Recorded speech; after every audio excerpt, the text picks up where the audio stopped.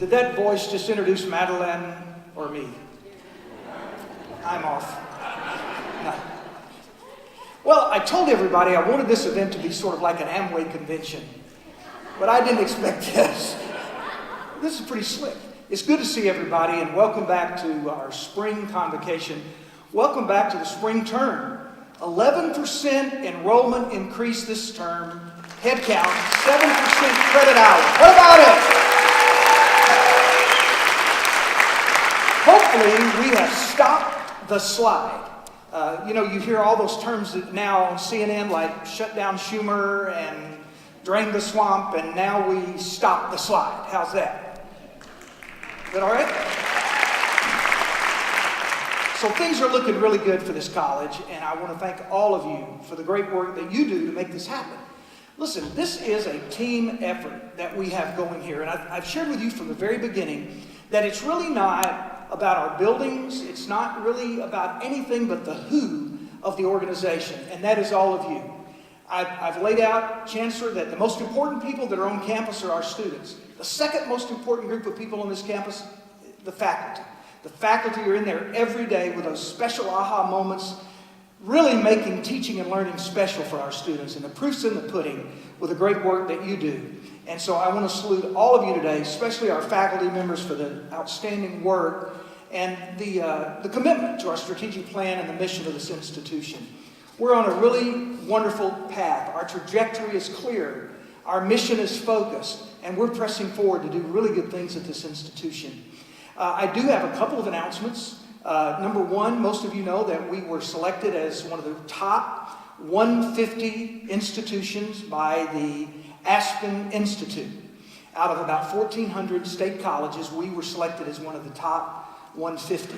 On Monday morning of this week, we found out that we have moved now into the top 40, and we will interview on February the 5th to move into the top 10.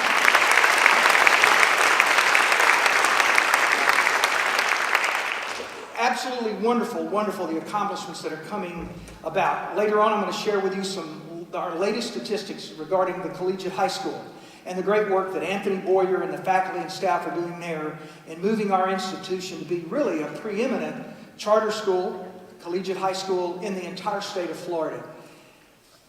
So thank you for allowing me, for my wife Judy and I to be here. We now celebrate a year with you. It's been a whirlwind year. We haven't slowed down. We're very committed to the mission of the institution and for continuing to excel. Continuing, as Jim Collins said, to move us from good to great. That's important to us. And so we're out there trying to make things happen, trying to make those connections happen. And it's an exciting time for us, a very exciting time for this institution. I wanted to start the year out with a bang. And I can't think of a better person to do it than our Chancellor. Madeline is a product of the state college system, where she started her career at Miami-Dade as a basketball player on scholarship. And after that, she came back and for 20 years worked at Miami-Dade. She was the campus president of the Wolfson campus and did a marvelous job connecting academics and student success together, along with building local partnerships with business and industry. She's one of those leaders that gets it. It moves beyond theory into a practicum that is just organic in every possible way. She does a super job. She also served as the Chief Executive Officer of Take Stock in Children, serving over 25,000 students in poverty, helping them overcome their lot in life. And then most recently has become the Chancellor of the 28 institutions, what we call the Great 28. She leads us with great passion, I'm telling you. She is the first female and the first Hispanic chancellor of this system. And she is doing an exceptional job. One of the first people I met, in fact, one of the first letters I received on my desk when I came here last January was from Madeline Pumariega, welcoming me to Northwest Florida and to this system. And it's been a wonderful experience working with her. You can watch her on the Florida Channel. She's become a star. She's a great advocate testifying before the Senate and the House, meeting one-on-one with legislators and advocates all across the state on behalf of this state college system.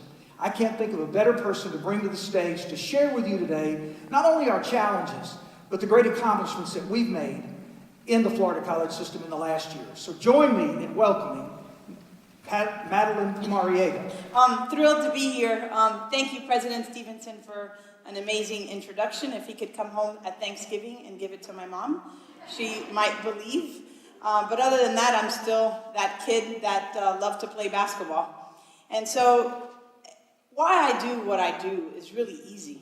And that's because I believe in you and I believe in our students.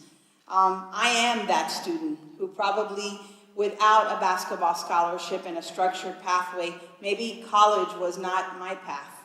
Not because I didn't belong, but maybe I just didn't see it. Sometimes you have to see something to believe it. And I know the kind of work that we do. As President Stevenson said, I spent 20 years at Miami-Dade College. I started my career as a part-time academic advisor. So I was working at a bank. I was doing really well and had a 401k the whole 10 yards and decided I was going to leave the bank to take a part-time job at Miami-Dade College and be a part-time basketball coach. I don't have to tell you that conversation probably didn't go over too well, right?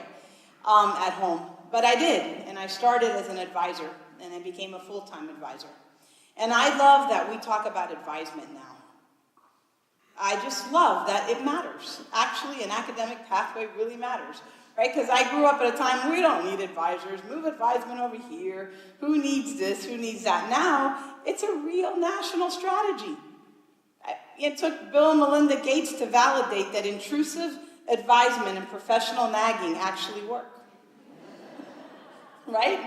We knew all along we were like professional naggers, but now we have a sophisticated name. We call them intrusive advisors. They're professional naggers. Are you in class? Are you taking the class you have to take? Did you go to the study center? Did you get the tutoring? Right? And so I love that it's come full circle to that, and then became a student dean and an administrative dean. And I always joke, when I went to lead the medical campus for a while, I had been student dean and I got to have the administrative, and I thought, boy, that's like a student dean with money. It's like a kid in a candy bar. And I got there, and we spent, when I got to the medical campus, really building our academic programs, because they are the foundation of everything that we do. I would love to say that I somehow stayed because of an advisor. But I actually stayed because of a faculty member. Whether it was Edith Graham, who didn't think I was fulfilling the potential she saw in me, or it was Jackie Collier, that if you knew me, you were offering extra credit, I better take it. So I did a service learning project and worked on a campaign of that time Representative Art Simon. And my major became political science because of that experience. I worked not only that Saturday, but ended up working his entire campaign and loved the process of getting there and the process of how democracy does work. And so when I went back to the Wolfson campus and was campus president, it was at the time that the whole student services, student success agenda was happening. If you remember, Bill and Melinda Gates had launched Completion by Design. Senate Bill 1720 had been first drafted. We were redesigning developmental education. We were having all of these task forces to figure out what we were going to do with developmental education. And helped lead our college as we were shifting that agenda from not only access, but to success. And how did they come together? Shortly thereafter, Senate Bill 1720 passed. I have to be honest, threw my hands up, thought, what are we doing? And I left to lead Take Stock in Children. And I spent 2 years leading Take Stock in Children, quite happy until the governor said, maybe I should come back and serve the system. I guess you get to say no once, twice, but on that third call, when you rely on state funding for your nonprofit, you have to take the call seriously. But it was my work, really, with Take Stock in Children that drives what I do every day for our students. How do we move students through a pathway of success? How do we shift from being funded and certainly started as a place of access? How many students come to college? To a place that we figure out how do we structure the pathways so that students get out of college.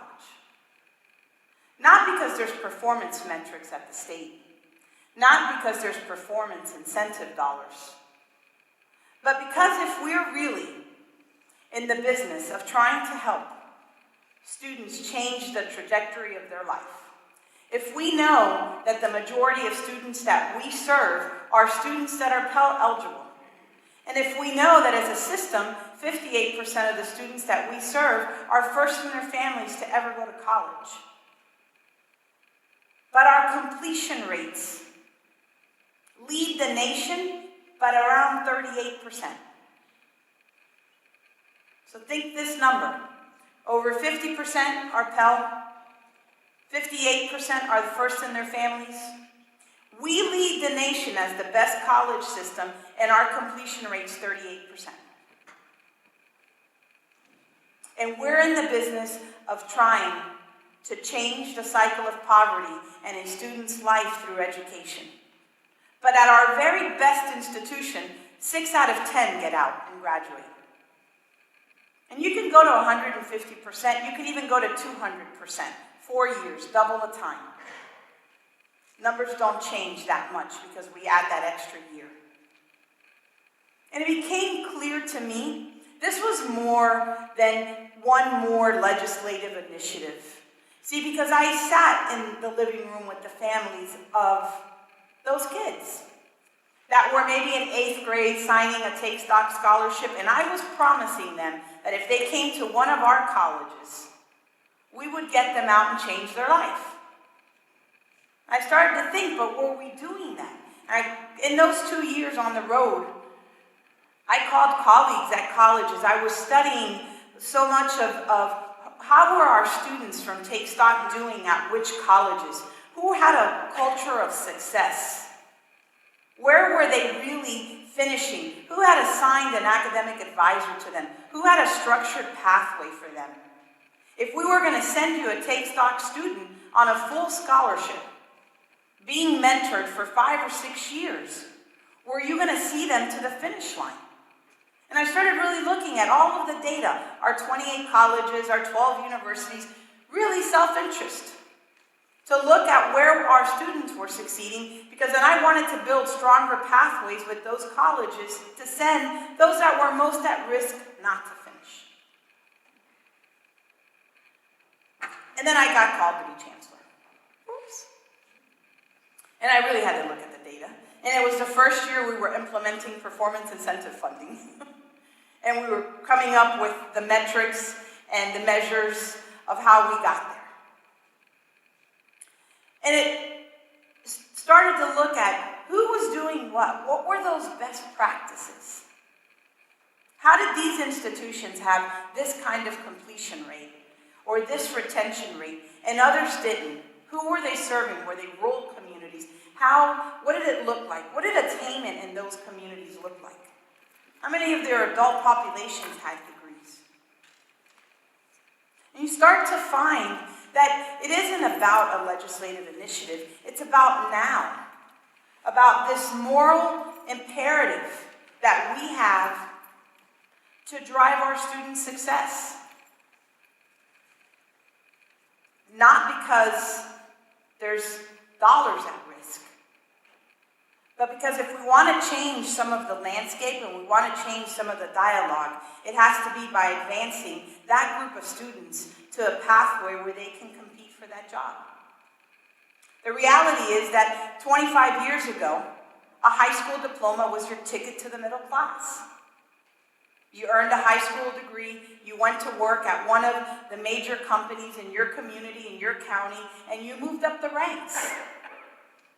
That isn't the case today.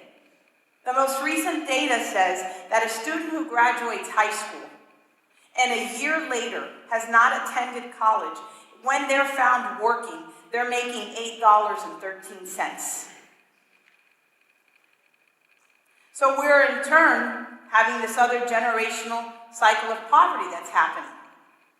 If you look at your counties and the counties the college serves, you'll see it's not going to change much different from the state average on the latest ALICE report that was done by the United Way. 47% of Floridians work paycheck to paycheck. They're working poor. They're one car away breakdown from losing that paycheck. When you go and you look at those families and those jobs, they typically don't have that post-secondary credential. And we also know that we're creating much less of those jobs. In the recession, we recovered $11 million baccalaureate jobs. 11 million. We did not recover those in non-academic degree kind of jobs. So there's this whole narrative, college isn't for everyone. Well, I'll tell you that college is the path if there's prosperity, and we're the main vehicle for Florida. So then how can we, as institutions, as the system, look at how do we move students through without ever compromising academic quality and academic excellence? Sometimes those two things have a tendency to have a push-pull in our environments. I hear the stories all the time. Are we coddling the students too much? I didn't have a professional nagger. I learned the hard way. Yeah, we could take that approach. That approach hasn't worked terribly for us. We lead the country in lots of student success initiatives. But I would say to you, we have a moral responsibility. That if we're going to say to students and families, come to us, and we're going to get you there. We're that path to 2+2, as you all are. Look, we graduated last year from the system, 116,000 students. 50% of those students were Associates of Arts. Right here at Northwest Florida State College, your graduation class was 60% Associates of Arts students. Going on to one of our universities, doing exceptionally well. So there's a lot of success there. When we get you to that finish line, our students are incredibly successful. Boy, we know that about Associate in Science students. Our nursing students across the state lead the country in NCLEX scores. Because I think without a doubt we have the best nursing programs across this country. That's an applause. Absolutely. Because I want you to think about this. I want you to think about where we go head to head on licensure exams like we do in healthcare and allied health. We compete. There isn't a licensure exam for the universities and then one for us. You don't go in and there's an RN that was one of our students, so they triage over here, and an RN that was a university student, they triage over here. Right? This is this one place that education matters, and they take the same exact exam. If universities are in the business of weeding out students and taking the best, and we're in the business of taking everyone, think about the kind of academic quality and excellence we have when our students, when they take national licensure exams, do just as well or better than any university graduate. And we know they come from traditionally poor families and first to ever go to college. So when you think about what we do with our Associates in Science structured programs, we do that so well. And many of our certificate programs. So then how, if we know we've got these great pillars of success, how do you do it to scale? How then can have students navigate our system and balance life and work as they often do. 1/3 of your students will be part-time this semester, and they started full-time in the fall. How do we look at that? If you're 19, you started college in the fall, and we've let you go part-time by the spring. We know you're balancing work. Like I tell legislators all the time, it's not our students aren't prioritizing their education, they're prioritizing working life and balance, but are we contributing to it? How are we looking at our own academic calendars? How do we onboard students to see a whole year? So there's no mystery that you'll be back here in January, and these are the 12 credits you're going to be taking, and this is the kind of financial aid you'll have. And how do we restructure our own financial aid programs around the summer until the feds get it right and realize that low-income students can't sit out in the summer and not have Pell cover it? They're the ones who need the summer the most to stay in a structured academic program. I don't know about you, but if I didn't have to work for 3 months, I forgot my extension at my office. Let alone if I'm not taking algebra, which takes me to algebra. So we built this Algebra Nation environment. And what are we finding out right now about algebra? You really don't need it, do you? I know math faculty, I'm not the one that should deliver that. Yuri Treisman from University of Texas should deliver that one. Double PhD in math and leading all of the math organizations to look at what's the right math pathway. If you remember a few years back, we said every 8th grader is going to take Algebra 1, and every 9th grader is going to take Algebra 2, and then there isn't anything else for you to take in between until you arrive to us, and we wonder why 74% of students who took our math placement test needed remedial education. I don't know about you, but if I took that test today, I would need that Math 0024. And then we said everybody comes into Math 1033. So what happened with developmental education? You all are doing phenomenal. You're way above our own average. 73% of students who take developmental education at Northwest Florida State College pass. You have reformed, redesigned, you've gotten it right. That's right. You've looked at compressed and modularized, and we've looked at all of that. Here's what we know around math. A code requisite is much more successful. In English and math, we know, in English and reading, we know contextualizing it has high effectiveness. Verdict's still out about modularized, because students don't do optional. They think they do, but they don't do optional. Right, so the modularized and the piece on mastery, boy, we extend that out from semester to semester. I'm not sure that the long-term impact's going to be there.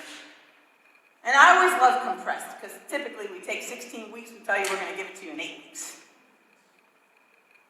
But you've done it right here. Your success shows that.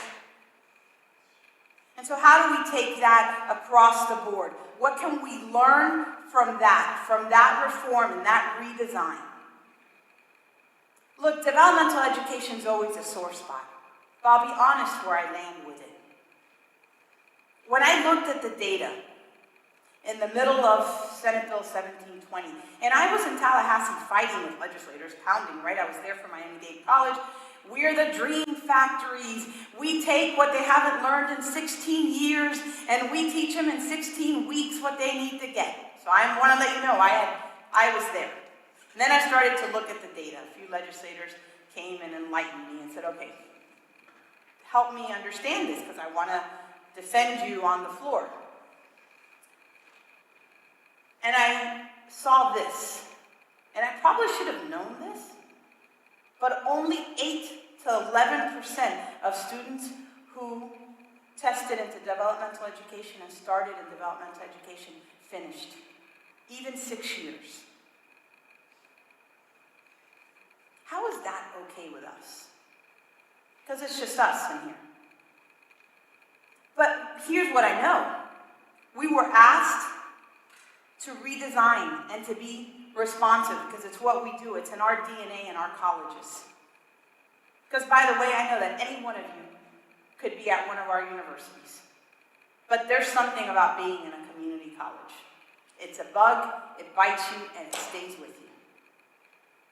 It's our students, it's the impact, it's the difference we make, it's we roll up our sleeves and we're in it. And so we had that same kind of resilience with our Dev Ed restructuring. The truth is we went from 98,000 FTE students, we're down to 14,000 students FTE enrolled in developmental education across our 28 colleges. That's roughly maybe about 30,000 students. But here's what we did around math. I want to come back to math for you. So we knew what the Dev Ed maths were, but 1033 didn't count. So you know how many students are enrolled in Math 1033 across the system? 100,000. Ouch. Here's what we found, is that students that took 1033 didn't always do better in Math 1105. So now we're looking at math. How do we redesign and look at a math pathway? What does a STEM pathway, a non-STEM pathway, a social sciences pathway look for math? Imagine redesigning the academic program around math, not math around the academic program. What are those kinds of competencies and proficiency that you need to graduate from this program, and then how do we teach it in there? It's going to take that kind of looking at ourselves and not waiting for legislative mandates to happen. Sometimes it's not comfortable, but I want to come back to that moral imperative that we're saying, come to us. We can transform your life, but we're not transforming ourselves to make sure that we have students on a structured pathway. At Miami-Dade College, when we were first doing guided pathways, there was, a lot of debate, excited debate on whether we were structuring and we shouldn't structure. So we had these focus groups with students, and we said, okay, let's activate the student voice. We brought in alumni, we brought in current students, we had all these conversations, all these roundtables. And here's the 3 things we heard from students. Number 1, you should have told me I needed to do it and I would have done it. So we changed. We had not mandatory orientation, we made it optional because we didn't want to add another barrier. We heard from students, if you would have told me it was mandatory, I would have shown up and had to sit there for 3 hours. I would have done it, I would have not enrolled. So we implemented mandatory orientation. Second thing we heard is they wanted the structure. They just wanted to be, what classes am I taking, when am I taking, and are they the ones that I need for my end goal, which is either get into the nursing program, get into an education program, or go on to the universities and get into a business administration program. Right? 80% top 3 majors, what are they? Business, education, nursing. Everything else falls in between in there. Right? So we know that that's where they're headed. How many students get into a business administration program? They love marketing and communications, and then you ask them about math, and they're like, what? I'm like, well, you're going to have to take quantifiable statistics. Huh? Yeah, it's not about doing ads. But I just want to be in social media. Yeah, that's right. That is not going to get you into a business school. Here's what you need. Oh, maybe I should be political science. Right? How many of our education majors, I asked them, why are you going into education? They're like, I don't like math. I go, okay, and you're going to teach my daughter.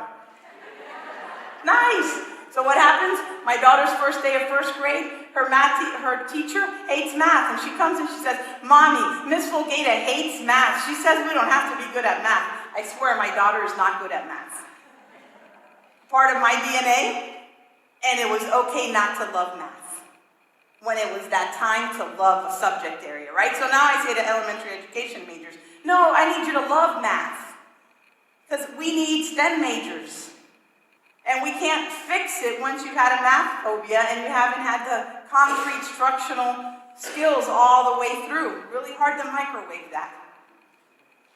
Right? So when you think about that piece, and we're laying all of those things out, we know what their majors are. We, in a sense, know what the goals are. We know what the hot jobs and the careers are. How then do we look at systems that we can put in place that help students navigate that? Balancing all of the responsibilities that they have. But we do a lot of that on the back end. And it's where I was going about, so 1/3 of your fall class is already part-time in the spring. Think about, is that by design or is it by default? What if we became intentional about building that all the way through? And by the way, I don't agree with Complete College America and all these things that say 15 credits, 15 credits, 15 credits, 15 credits. That isn't the case, it's academic suicide. But it is setting that structured pathway. It is knowing this is what your academic year looks like and aligning those services and programs and financial aid and everything that comes with it. So that before they're off path, you keep them on path. And then working real intentional about what happens in the summer. We just can't afford that we lose 50% of our enrollment in the summer just because. Maybe that's a nature of the universities. It's not a nature of our students. Because they go to work in the summer, they realize they can add 30 hours, and all of a sudden in the fall, maybe they come back for one class, and by next spring, they're just not enrolled. And about 3 years later, we see them again because now they need the promotion. And how many of them say, boy, I wish I would have just stuck with it. So some of it is the nature of our students. I think some of it is the nature of our own designs. And that's the work that we're in. And it's hard work. Because to stand here and tell you that it's easy work, it's not. I struggle with how much structure do we give? How much of it is you've got to grow up? But then I get to the same exact place. And here's where I get to every time I think we have choices. I get to the economic imperative. I already told you how I feel about the social imperative. We've got an obligation to these students to get them here. The truth is, childhood poverty in Florida is at 24%. The rest of the nation is at 21%. We're not decreasing that number. I'll tell you about attainment rates in a minute and why they're important as well. So I told you about the moral imperative. Here's the economic imperative to it. Most of you want to retire and be in the Florida retirement system. We need a more talented workforce in Florida. That's just the reality of it. Florida's attainment level is 47%. 47% of 25 to 64-year-olds in Florida have a certificate, an associate, or a bachelor's. You can't triple count them. So if somebody has a certificate, an associate, and bachelor's, they don't count 3 times. Just want to let you guys know that. But when you take that down in the baccalaureates, you're down to 25%. So that's why Florida's put out an attainment goal of 55% by 2025. We need to be at 60% by 2030. Because we know today, 63% of the jobs created last year required a credential, a post-secondary credential.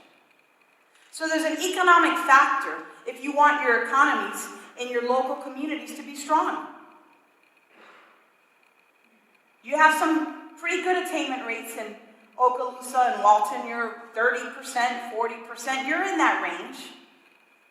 We've got smaller communities like Holmes and Baker and other where those attainment rates go down to 17%, 12%. There's a correlation with poverty and attainment. And so in our own communities, we're the driving force of those attainment rates. 2 ways, right? Who contributes to attainment? High schools that give out certificates. But we're the #1 contributor there. Our universities, and then you have migration. Are you attracting individuals already with those degrees? Florida brings 1,000 people a day to make Florida home. Our colleges and our communities are the drivers of attainment. And there's about 2 million adults in Florida with some college but no degree. When you start breaking out the 2 million, of the 20 million population, there are students who left us without that credential. So, and then is that another opportunity? is there an opportunity for us to figure out how we create those stackable credentials? How can we get a certificate into an associate's into a baccalaureate? Some of our programs do that beautifully. I know I'm picking on nursing, but CNA, LPN, RN, BSN, MSN. How do we do that for more of our academic programs in business, education, nursing, right? We know these are these top 3 majors. So that when they do leave, they leave with a credential that helps them advance their career. Or when they come back to us, are we ready? How do we award prior learning? You all do a phenomenal job with veteran students. You're starting up your Veterans Student Success Center, battle-proof proven. So how do we break those barriers across many of our disciplines so that we can look at those adults that are out there that need to come back to us? You've all done a phenomenal job of shifting your enrollment patterns. One of the first things I said to President Stevenson, I was concerned was the trend that you had in enrollment. I'll tell you why that trend, as Chancellor, is alarming. Because when I went to work at Miami-Dade College, 80% of our budget was from the state, and 20% came from students. You know your budgets today, that's more like 50-50. And so if a piece of your budget, 50% of it, is driven through your tuition and fees, you can't manage an institution in the long term if you're losing revenue term after term. You won't have capacity to build new programs. You won't have capacity to make and be nimble enough to invest where you need some student success strategies, to invest in faculty, professional development. And so those plans are important. And I think, to me, there's 2 million adults out there that we could re-engage to come back to one of our colleges. But are we ready? Have we figured out how we onboard them back? How do we give them credit for the learning out in the workforce? So many of them are working moms, working single moms with 2 jobs. I don't know about you, but there's at least 9 credits that we could give to them. For sure, multitasking. Communication, marketing of themselves. There's something. Instead of saying, sorry, you've been out and you've been doing all of this, but there isn't any kind of credit that you've earned during this time.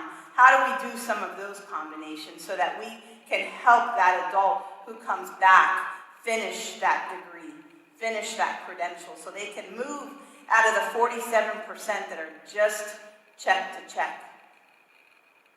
So we can be building that stronger economy in our communities. And the last reason I'll tell you it's really important is the social piece of it. We don't have to take sides on any of the policies of politics. But I think we can all agree that the discourse is alarming. And that we got to 50% funding from the state because somehow we were not fully engaged. When we kept losing 2% and 3% and 2% and 3% and we were raising tuition, that's how we got here. Governor's been really clear about not raising tuition. Now I have to tell you that before I came, I didn't quite always understand that until I had this aha moment. They were giving us less money at our colleges and they were asking us to raise tuition, and then we all sat and took a picture. And we started to lose at that state investment.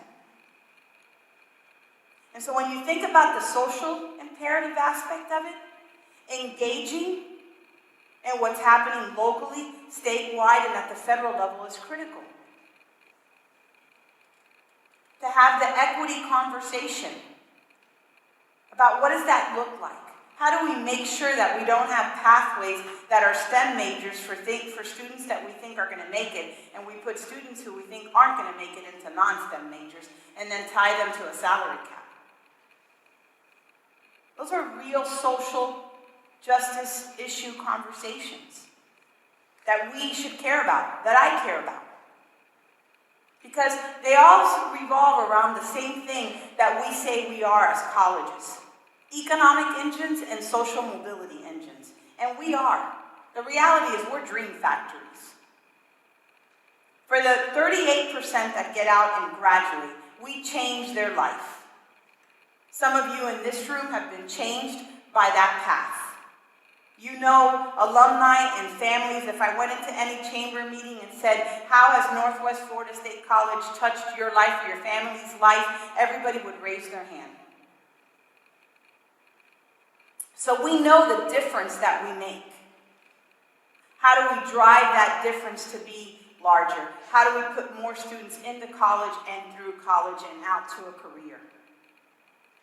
So that we really can build those types of social mobility pathways for our students.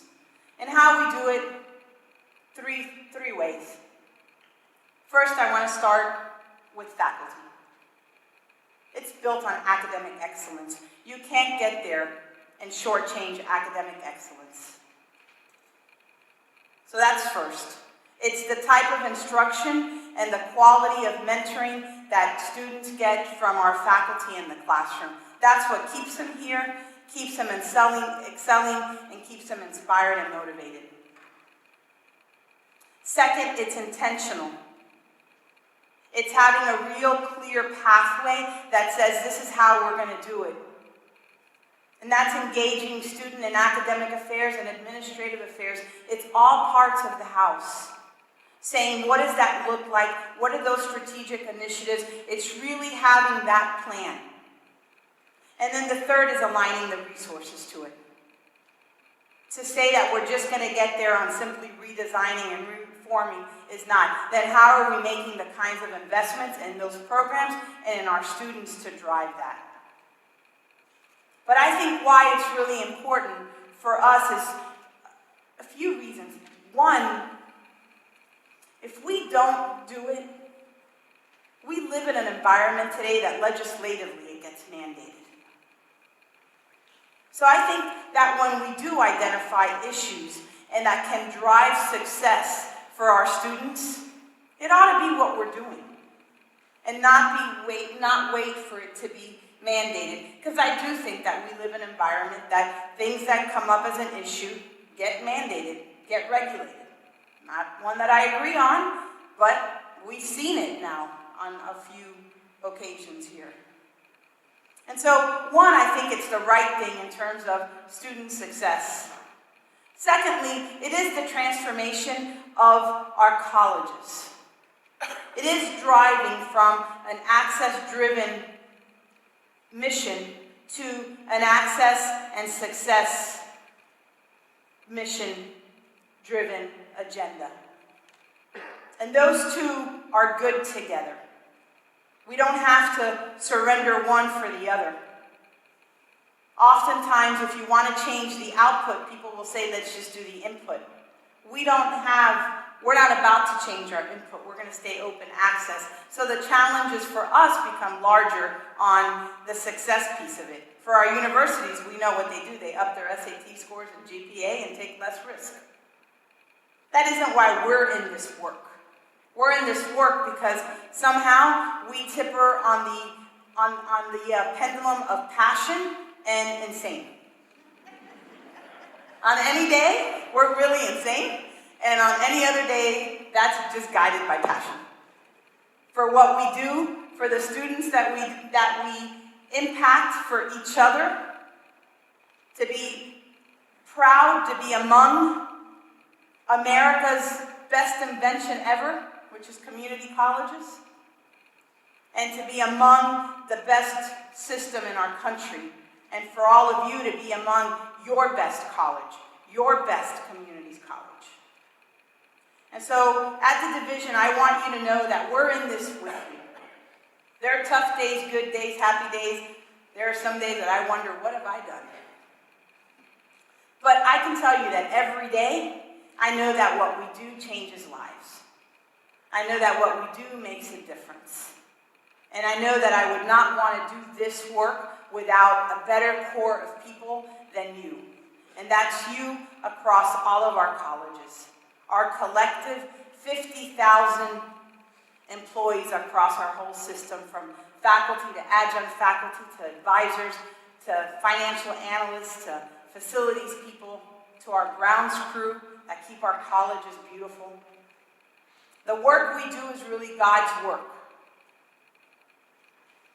And so I want to thank you for your hard work. I want to congratulate you for your success.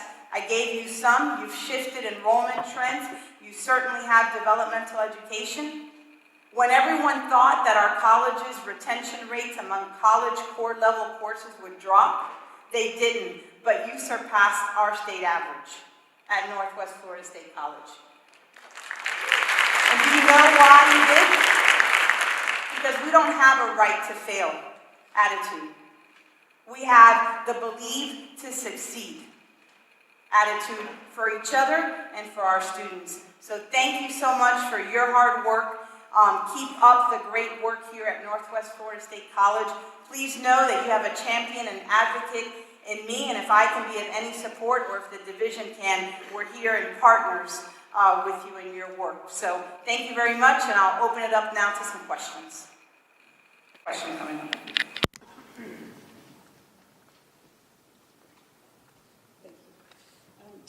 Can you give us an update on any legislative, can you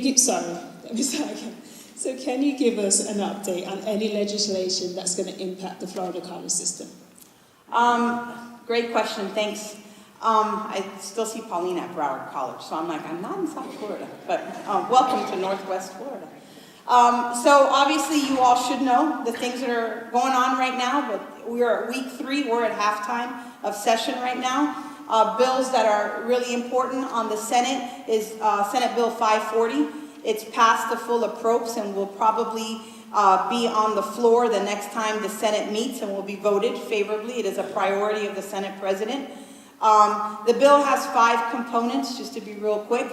Number 1, it's governance, adding another oversight board. Our position and that of the Council of Presidents is the State Board of Education does a phenomenal job in overseeing our colleges and K-12. The truth is, the reason the K-20 board was established during Governor Bush's time was to create seamless articulation.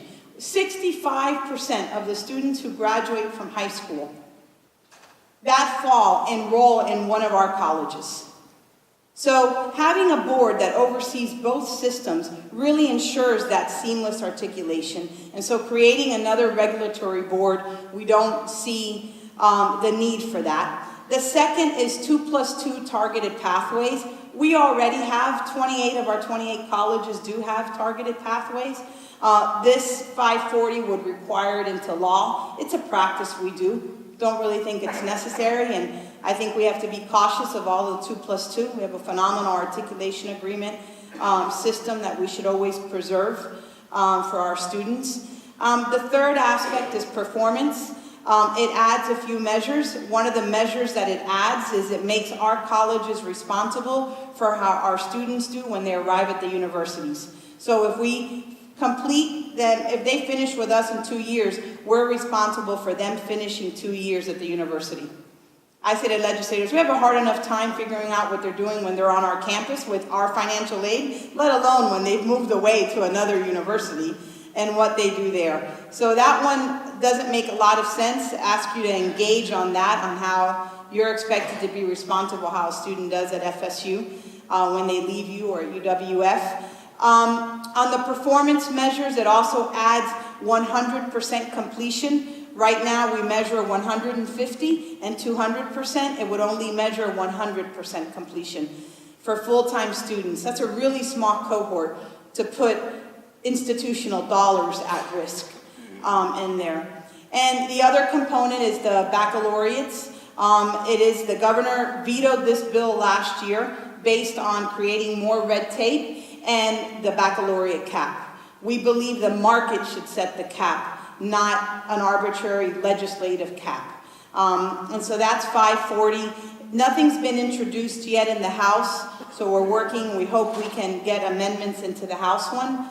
House Bill 423 creates a requirement of reverse transfer for universities to reverse transfer with us. I think that's a good thing. And it also changes collegiate academies to structured academies and requires some structure around dual enrollment. So those two things, among other bills, are moving through the legislature. And then our budgets were rolled out yesterday. The Senate restored the $30 million cut from last year, but tied it to policy. So if 540 is vetoed, so may our money.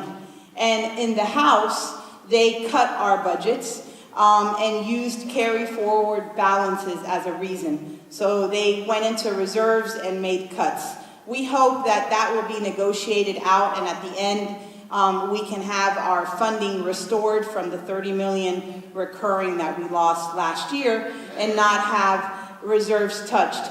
Doesn't make a lot of sense for what should be a fiscally responsible body in Florida, and the governor and the legislature and everyone, that we would have a spend down mentality. So instead of holding your reserves, Hurricane Irma could have had a very different trajectory and we wouldn't even be discussing reserves.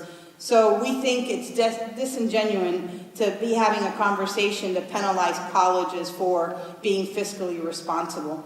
And so this third week was a tough week, I have to say. I'll be driving back right after this and back at work and trying to advocate for us. And we hope week 4 has a little bit of a brighter day for us. But those are probably the hottest issues in terms of the legislators. I would just say engage, lobby tools, stay active. They need to hear from you. I want to say that Representative Ponders is an enormous champion of your college and this entire region, and Senator Gaynor yesterday in committee, and this is a Republican leadership priority from the Senate President, raised his hand and said, what problem are you trying to fix? And that is a direct work of your advocacy in letting him know how these things impact your college. And so we're hoping at the end of day 60, we'll have our budget hold and we can avoid bad policy. And if 540 comes to the governor again, then we'll have to advocate on why it's not the highest policy or smartest policy for Florida to cap enrollments or to add another layer of regulation or to change performance metrics mainstream when you're trying to implement all of these success strategies. And so that's where we're at with the legislative front, but thanks for the question. Any other questions? Brian, I teach in the science department. I wonder if you could comment on, from your perspective of the 28, the role of distance learning in our state and with regard to enrollment, retention. And here's what our success rate is around distance learning. When you do hybrid distance learning, 77% success rate. Higher than even face-to-face. And then you have purely online somewhere around 70%. So I think you have 77%, 72%, 70%. Here's what our online looks like. At our colleges, the students who take online courses are within your zip codes. So online education at a university, reaching a student in another state is very different than what online education looks like and is growing in our system. So when you look at growth patterns in online education, hybrid is leading it. Those of you that are doing great job of connecting when students come face-to-face and what they can do at home and remotely so that the time they're together is the most meaningful time.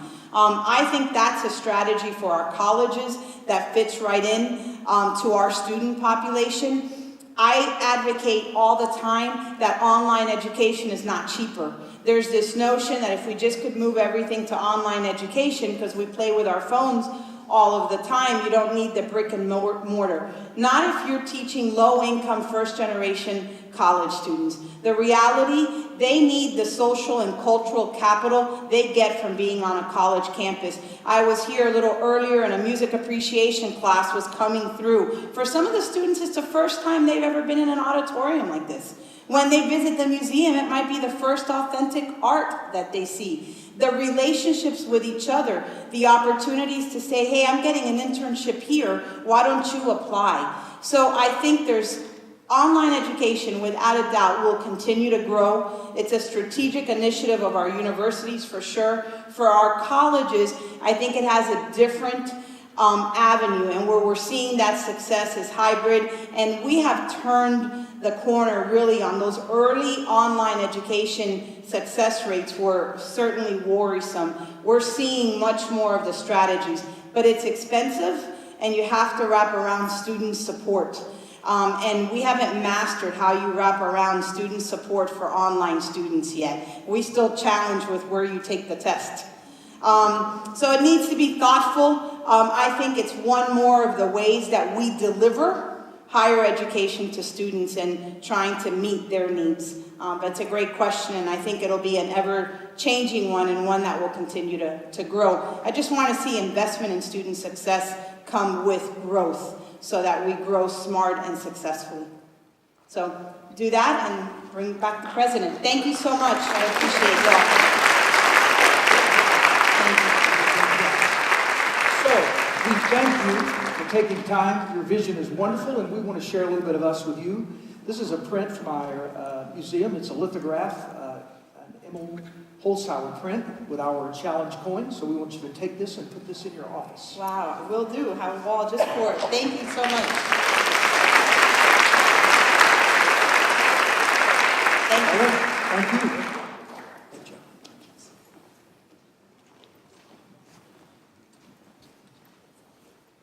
Come to collegiate high school because you get free college and your high school diploma at the same time, and that's the best opportunity for any high school student.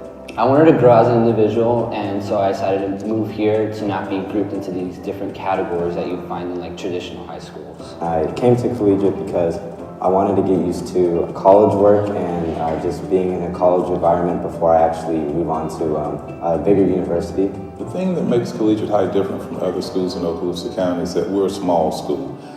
Students that attend the collegiate high school are not just a number. We know students by name because of the small school atmosphere. So what's great about this school is that all the faculty are here to help you. They want them to excel in their academic life and personal life. At the other schools, I felt like I wasn't quite being challenged enough in all the fields, but here it's like, you have teachers that teach you well, and they teach you what's going to be applied in the future. Many students think that if you go to collegiate, you can't play sports, you can't be in music, you can't be a high school student, but I still went to homecoming. I still went to the football games, I had fun with all my friends, and collegiate doesn't take that away from you. It adds on to your amazing personality. In order to be successful at collegiate high school, motivation, student motivation. You have to be academically motivated because you'll be academically challenged. But when you go to a university, they'll see that you're dedicated and you're willing to take the course load that you'll be taking. Let's say if you come, one thought. This thought is that you are unstoppable. Because if you come here thinking, there's going to be too much work, there will. It's not an easy school, it's a tough school. But you're going to come, and if you come thinking that nothing will stop, you will be successful, and you will be a college student.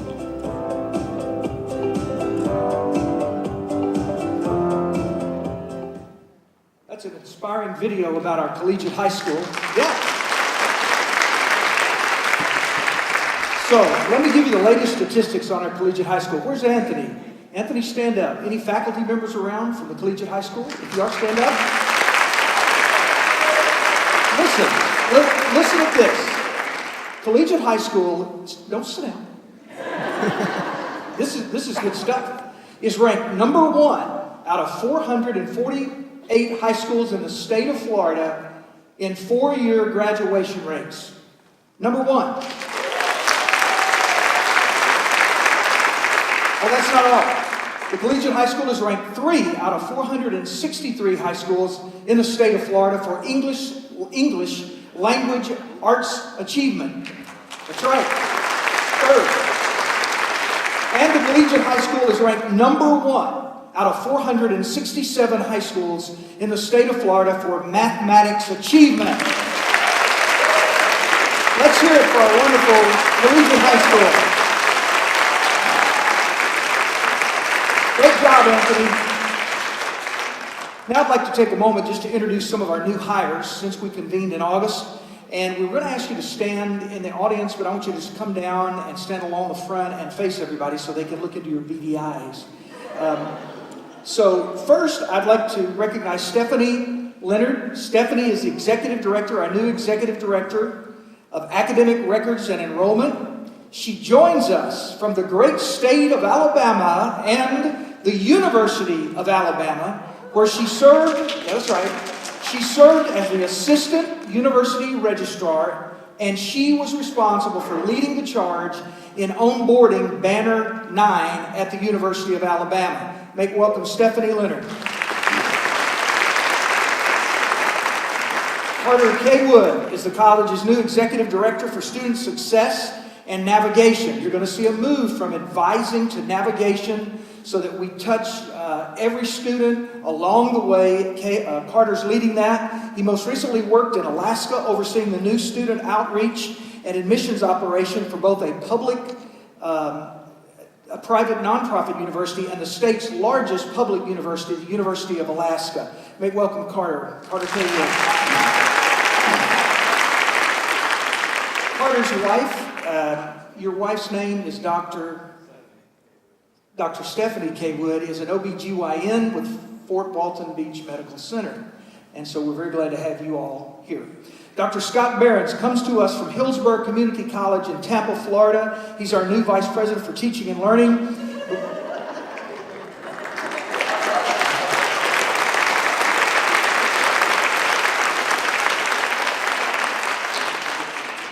Before joining the college, he was Dean of Associate in Arts Programs there, a position he held since 2012. He's also worked with South University in helping on board their entire campus in the north. We're very, very proud of Scott and having him on board. Also, we're glad to have Jack Capra and his friend, Rocco. So come on, Jack, let me tell him a little bit about you.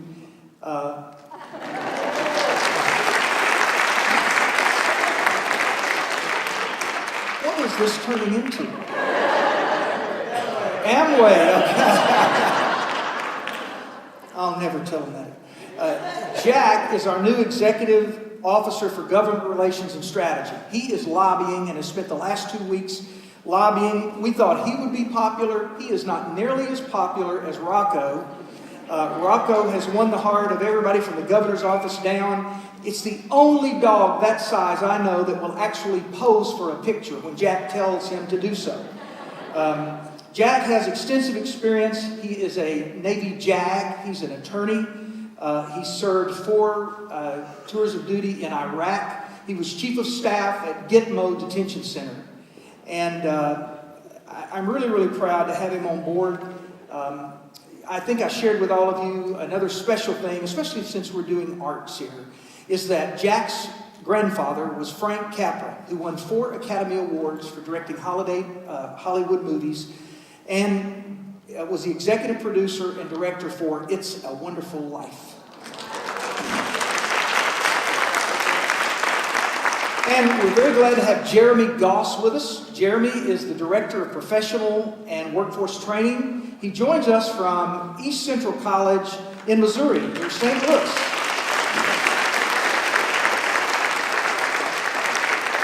Jeremy developed customized workforce training programs and really led the state's community colleges in apprenticeships. And he's hit the ground running here and doing a marvelous job. We're also glad to have Michael Traylor on board. He's our Law Enforcement Training Center Coordinator. Is Michael here today? He's teaching. Well, that's where he should be. Let's give him a hand. And we're glad to have Ken Frazier back. Ken began his career right here in Northwest Florida.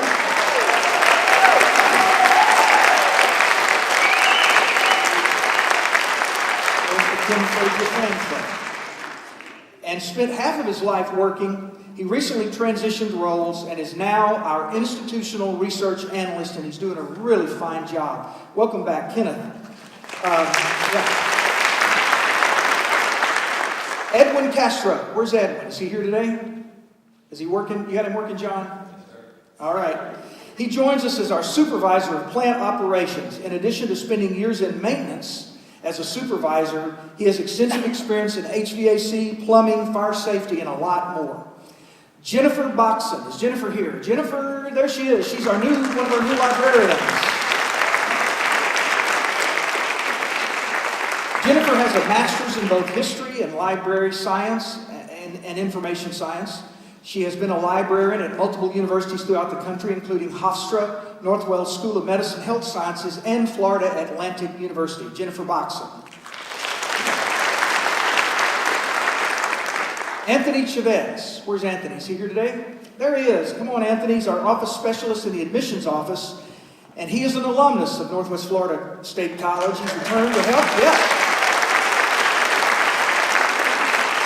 Coming to us most recently from Troy University. He's sort of like Drew Bowman, who saw the light, left the dark side. And now is working with us as a navigator and will be doing recruiting as well. Glad to have Anthony with us. Jennifer Precht is here. Where's Jennifer? Jennifer's an office specialist. In addition to other positions, she's previously worked in higher education as an assistant to the dean of the medical school at Duke University. Jennifer Boxon. Most of you know that we've taken the call center away from Blackboard. We're doing our own call center now. And Connor Mackey leads that charge. She's our new enrollment communications coordinator. And I'd like to thank him.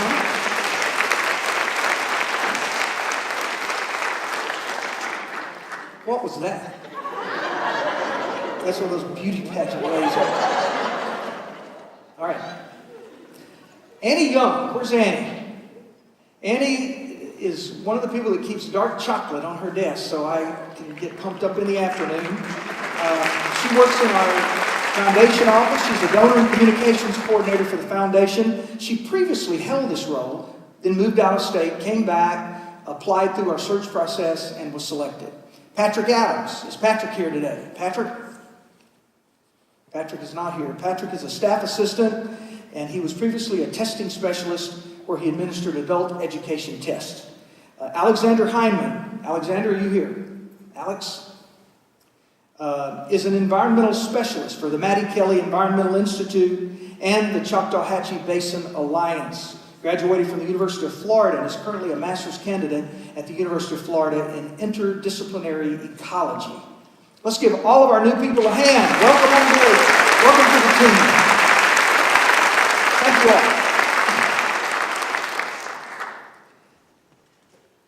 I'm going to be brief with this presentation because you hear me enough.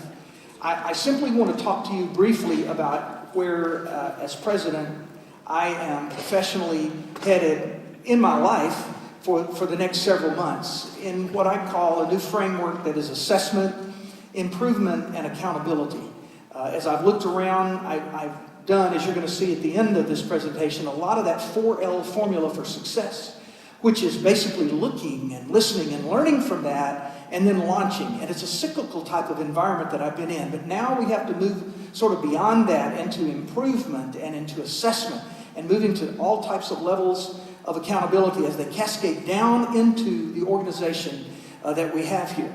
And so I want to just share with you where I'm focusing now on the next several months. So I've told you before, if you want to know my whereabouts, just follow me on Twitter and you'll find where I am and what I'm doing and how I'm engaging the community and how I'm involved in Tallahassee, how I'm engaged politically, how I'm engaged in this scene locally with workforce, community, and economic development. But building partnerships is critical. I love that about our chancellor because that's what she did as a campus president. She built partnerships. And for me to do that, I have to be continually and visibly engaged, not only in the life of the institution, but in the community that we serve. And I'm telling you, there are a lot of moving parts here. In our television program that we taped earlier this morning, I talked about, I never thought for 1 minute when I came here that this institution was so robust in its having its appendages out into this community. And, you know, everybody wants this college engaged. I have become a new member of the Niceville Valparaiso Chamber Board of Directors. And yesterday they talked about how this community would not be what this community is if it were not for Northwest Florida State College and what we bring to this region and to this city. And that's true. And we need to be visibly engaged. A lot of you are. You're in social groups, you're in civic organizations, and I want you to know I affirm that, and I want you to continue to do that great work. It is important to us that we not reside and be encapsulated on this 264 acres here. But we've got to move this college off this campus and get involved and be engaged and remain there. We also have to strengthen our legislative and congressional relationships. We've got to keep doing that. And Jack, you're doing a great job. 2 weeks on the job, and I mean, you have made a mark in Tallahassee. But we can't let up. And what we have to do is we have to influence legislation that doesn't impede our progress, that doesn't stifle our growth, as you heard the Chancellor talk about. But we need to be actively engaged in a process that moves the needle to enhance and to facilitate the work that we do. We don't certainly need the tenets of Senate Bill 540 or House Bill 831 as they are now. We need to change that message. And about 2 weeks ago, I wrote every member of the House Higher Ed Appropriations Committee, as well as our local legislative delegation. I wrote a very stern letter and said, you will impede the progress of this institution if you pass this legislation as it is. However, we want to talk with you about how we can change that language. But in closing, I want to ask you one simple question. And it was the exact question that George Gaynor repeated before the committee yesterday. I said to him and to Mel Ponder and to J.R. Williamson and to Brad Drake and to Senator Broxson, what are you trying to fix? We're the #1 system in the country. What are you trying to fix? And I'll just say this, and I know this is probably wrong, Dr. Southern, Dr. Fontaine, but I made those letters bold. And I italicized them at the same time.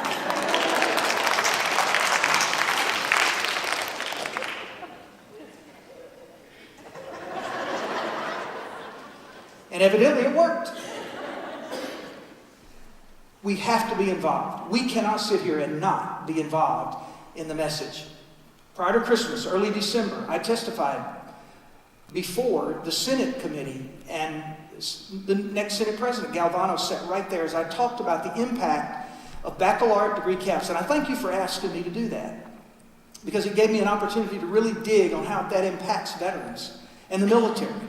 Enrollment caps. Ladies and gentlemen, this is a democratic society. It is not socialism. We do not need big government trying to tell us what to do. We need to let market, supply, and demand drive what happens here. I mean, that's the last time I looked, this wasn't Russia. Take that. We have to proactively seek collaborative relationships too. Let me just tell you that it is important that there's give and take. Day before yesterday, a group of us met with the University of Florida personnel that are looking at developing an innovation station. The neat part about it was that the University of Florida came to us and said, we want you involved. We're not going to introduce something that is duplicative of what you're already doing. It was a very, very good meeting. I wish we could get all the universities to do that. But they understand that we're doing our job here, and there's no reason to duplicate what we already do. Not only should we build partnerships, but we have to ensure that our programs and our operations are relevant. We need to onboard this robust continuous improvement plan, and that will elicit a response of introspection. And that basically means we turn ourselves inside out and look at who we are, and what we want to become, and make the change. We talked earlier today about gaps. Gaps. Where do we find those gaps, and how do we fill those gaps? And then we take actionable steps to keep the institution on what I call the bleeding edge. Some people want to be on the cutting edge. The bleeding edge is closer to where the action happens. And that's where we need to stay, on that bleeding edge of progress and on the bleeding edge of success. And then we can never accept mediocrity. Never. We can never accept mediocrity. We have to continue to push ourselves to be the best, because the best is our standard. Not only that, but we have to execute our strategic plan. We have it now. We can't look back. Certainly we embrace those things that were behind us. They can inform us greatly, but we've got to look forward. And we've got to maximize all the productivity of our operations. And I want to tell you, I really am liking the way the campus is looking. I told Sam, he's over here today, you may not know it, but we cleared the front. And then we bought this neat John Deere tractor with this smoothing-edged bush hog behind it. And the place out there looks the best I've seen it in over a year since I've been here. It is absolutely terrific. We're going to raise the canopy 16 feet out there. And I will tell you, we have let the bid for the 35-foot signs. Randy's going to talk about it. We're going to fix that place of influence out front with a new academic fence. You're going to hear about it. And we're going to dress this thing up and make it look really, really nice. I'm really excited about that. It's a part of our plan. We've got to continue to create a culture of transparency and accountability. And I will keep you informed. As much as I can tell you about things, I'm going to fill you in on what's going on at this college. It's important to me that you know. I need your feedback, and I'm getting a lot of feedback from you that's been very, very helpful to me. Then I have to provide leadership in financial management. I have to keep the institution, along with our team, progressing, because I do not want us to get to the place that we have great ideas, great plans, and we can't fulfill them because we don't have the money to do that. So we've got to remain strong financially, and we're doing very well. Our financial audits are impeccable, but we have got to keep our fund balance where it needs to be, and we've got to keep the reserves so that we can advance, so that we can expand this institution like it needs to be expanded and advanced. We have to continue to serve our students and our constituents with the best customer service possible. And we've got to focus on student success. So I want to say to everybody here that's in student success, I want you to stand up if you're a navigator, if you're an old advisor, don't want to use the word old advisor, if you're an advisor, navigator, financial aid person, admissions, if you're in that area under Nate Slayton, I want you to stand up. Because you've seen hundreds and thousands of students and you have helped us.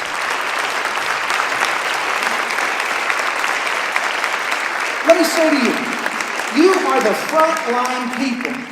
You're the first impression. You remember that? Was it Head and Shoulders that came on television years ago? Some of you too young. That said you never get a second chance to make a good first impression. Anybody remember that? You're showing your age. Watch it. Let me say to you, we never get a second chance to make a good first impression. And if you look around at you right now, you're looking at the first impression. This is the first impression. This is the first voice, the first face people a lot of our students see. And I want you to know I appreciate it. I know it's been crazy. We've moved you down there. It sort of reminds me of the movie One Flew Over the Cuckoo's Nest. You know, everybody's looking, I mean, they're crammed in there. You're wondering who's going to go crazy. But you're doing great with it. I want to tell you, I came and visited. Most of you that were there that day, we had a good opportunity to talk. You were doing a great job. So look, just bide your time for a few months. In a few months, we're going to move you up, and it's going to be wonderful, believe me. But I want you to know I appreciate what you do. Keep up the good work. You may be seated. And then, we never can lose sight, listen, of this invaluable role that our outstanding faculty plays in improving the lives of our students through engagement. You know, you as a faculty know when you have that aha moment, that teachable moment, when it opens up and you know you're making an impact. And I appreciate that. I hear it all the time from students. That faculty member does a great job for me, and I'm understanding it. Even some of our students that are challenged, some of our students that are student athletes that English is not their first language, they appreciate this faculty, and I do too. And I want you to know that you're making it happen for us in your classrooms. It's outstanding. And then, we need to think and act for a change. And that's difficult for educators. Believe me, I know it is. We like to sort of stay and do the same things that we do. And it's difficult sometimes to make the right decision for the right reason at the right time. But the only way we're going to conquer the future, the only way that we're going to successfully reach those key performance indicators and those strategies and objectives that are in our strategic plan is to think and act for a change. Figure out a way to do things smarter, wiser, more collaboratively. And then I want to tell you today that, as I have since the beginning, is I want to request every member of our team to be accountable and to be responsible for the role that you play in this organization. Everyone contributes, and everyone should be held accountable, including this president. I know when I mess up. I told you from the beginning I would make mistakes. And I would be the person that says, I'm sorry, I blew that. I made the wrong decision. And I've done that since I've been here. But I use that as a pedestal to move on to something different. And I learn from it. So I want every one of you to contribute to the forward motion of this institution. It's critically important. And then winding up, we have to create efficiencies in our administrative structure and our operations. I want to create a growing and healthy campus environment, one in which our personnel are fulfilled in your work and rewarded for contributions through the college's success. It is my full intention to request another cost of living increase for you as we move into the next budget year. I fully intend to do that. Last year we gave everybody a $1,000 bonus, and right on the heels of that we gave everybody a 2% increase because you were so far behind in catching up with the cost of living index as it went up, the CPI. And I want to make sure that we continue to advance that. I want you to stay here. I don't want you to leave because somebody else can pay you more. We've got to get on par with that. And then I want to say to all the senior leaders here, all of you sitting on the front that are going to speak a little bit later, I'm holding you responsible, I'm holding myself responsible for follow-through and for innovative thinking and for entrepreneurial, solution-driven decision-making. I'm holding you responsible, and that's what keeps me awake at night as a president, thinking, how can we do this better? How can we improve our student success metrics? How can we advance this institution? How can we solidify our place? That's the kind of thing that just keeps me awake, but it keeps me moving too. And so I do it all through this very simple formula that I shared with you when I first came here. And it's like this. It's cyclical for me. I look and I listen. I'm listening all the time and I'm looking. This week, I had a phone call from Tom Polinsky, the top guy, Colonel Polinsky, at Hurlburt Field. And he said, I want to have lunch with you. I just want to pick your brain. Well, I know when it happens like that, you don't get a guy that's about to leave here and go to the Pentagon. I mean, you know Randy. He's bright. This guy knows what he's talking about. And so if he thinks for 1 minute that he's going to pick my brain and me sit across the table from him at Pepper's Mexican restaurant and not pick his brain. So I delved in on what is it you do that makes you successful? How do you move that many people, 5,500 airmen, and do it so successfully? And now we've developed a wonderful relationship, and I'm beginning to glean from that military leadership side, and he keeps asking me questions about higher ed. It is a learning experience for me to be with that colonel. I'm listening. I'm learning, and some of the ideas he's given me, I will eventually use here to launch in some of our organizational structures. In fact, I want to bring Polinsky to at least our executive council to talk to us about some of his ideas and what they're doing. But this is my lifeblood right here. This is what I do every day. I'm listening and I'm observing what you say. And I listen very carefully. That's important to me. So I appreciate all that you do here at this institution. We couldn't make it without you. Things that mean a lot to me because they're things that you do that you really don't get paid to do, but you do them because of who you are. And I want to recognize Barry Reed first. Many of you know he's our Director of Emergency Services. Barry, as a first responder, has been in the Southeast in Houston to help with hurricane relief. He's also done work as a medical missionary in Puerto Rico. It's a part of his calling and his lifeblood, and I just want to recognize Barry for stepping out. That's not something he does as part of Northwest Florida State College. It's something he does from the heart as a first responder. If you're here, Barry, I'd like you to stand up. Is he here?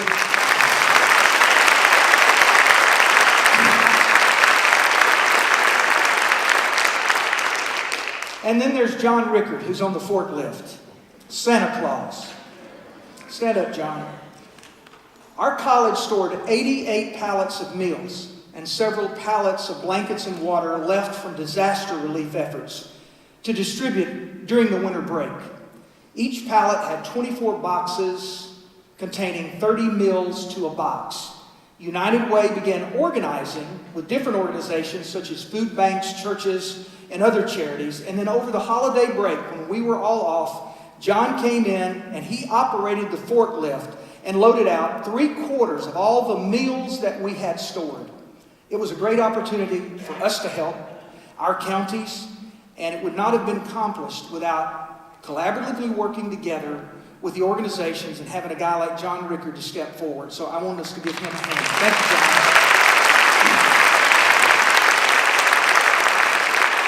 And then I have to recognize Scotty Smith. Is Scotty here? Where's Scotty? There he is in the back. All right, Scotty. Scotty, most recently, fabulous welding instructor, Madeline. Terrific. He's our only welding. No, I'm just kidding. Just kidding. We're friends. Was nominated by fellow faculty for the American Association of Community Colleges Dale Parnell Faculty Distinction Recognition Award, which he will receive in Dallas in April. He was instrumental in planning, implementing the welding program at Northwest Florida State College in 2013. And in 2017, he won the national finals of the American Welding Society's Howard Atkins Memorial Instructor Award. Top flight instructor Scotty Smith.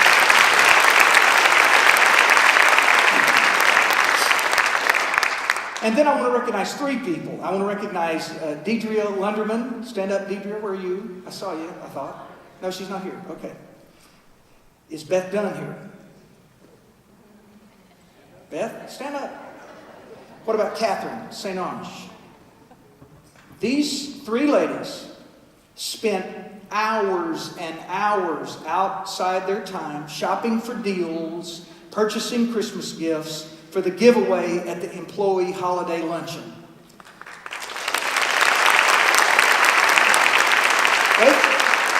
Don't sit down. They gathered well over 150 gifts, and here's the part I like, Randy. They stayed within their budget. And we want to thank, of course, all the departments that contributed, but these two individuals really, and Deidre, made that event happen along with Santa, and that was a great event, and I want to thank you both for doing that good work.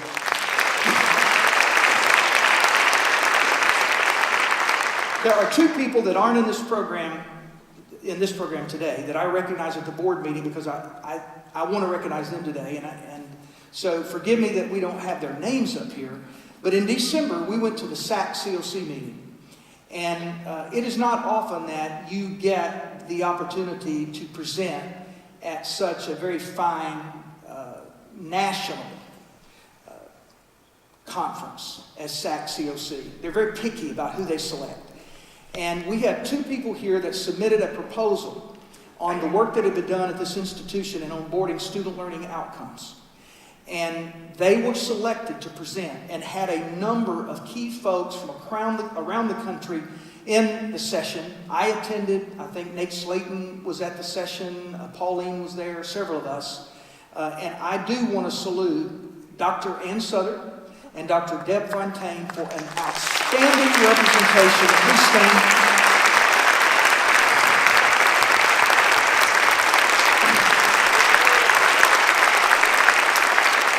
At SAC COC. And as many of you have read, we have another event coming up where they're unveiling the principles, and we will be deciding, because we need a group to go to that session, because we have new principles, and we'll be getting on with the development of our plan for our 10-year reaffirmation of accreditation.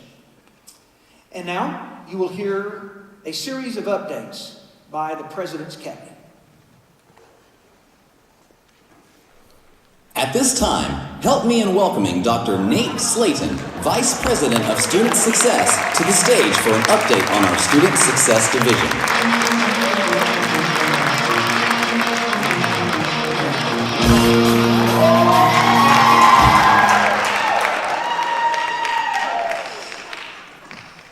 My staff is really embarrassing. Don't forget evaluations are coming up. Okay, I know it's already been said, but I think it's worth saying again. The first day of class this year, we had double-digit enrollment increase. Look to your left, look to your right, and give a big round of applause to each other. It's your accomplishment. As we talk a little bit about enrollment and how we got there, I think it's really, really important that I thank the faculty. Thank you guys for hanging in there with us and keeping some classes open that I think you weren't sure if they were going to make, and we took them right to the end, working to fill them up. I definitely appreciate it. I really appreciate everybody as we brought on waitlisting. I know that was new to us. I know that was long requested, and I appreciate everybody and their flexibility as we went into the waitlisting process as well. So definitely appreciate that. I want to thank marketing, strategic communications for all the work that they did leading into the spring. They deserve a round of applause too. I don't think they've been recognized yet. Great job, guys. And I definitely want to thank my staff. I know Dr. Stevenson already has, but for their willingness as we've changed structure, as we've changed physical location, as we've gotten really close in with each other downstairs in the SSC. They're laughing because they're good friends now. Definitely thanks to you guys as well. I want to talk a little bit too about some of the process changes that we've already made and tell you a little bit about what's coming. Dr. Stevenson referenced this, but a few years ago a decision was made to outsource incoming phone calls to Blackboard Student Services. That didn't really work as we had really intended it to work, so we have brought a call center on campus, and they handle inbound phone traffic for us, but they are also able in the downtime to make outbound phone calls for us as well.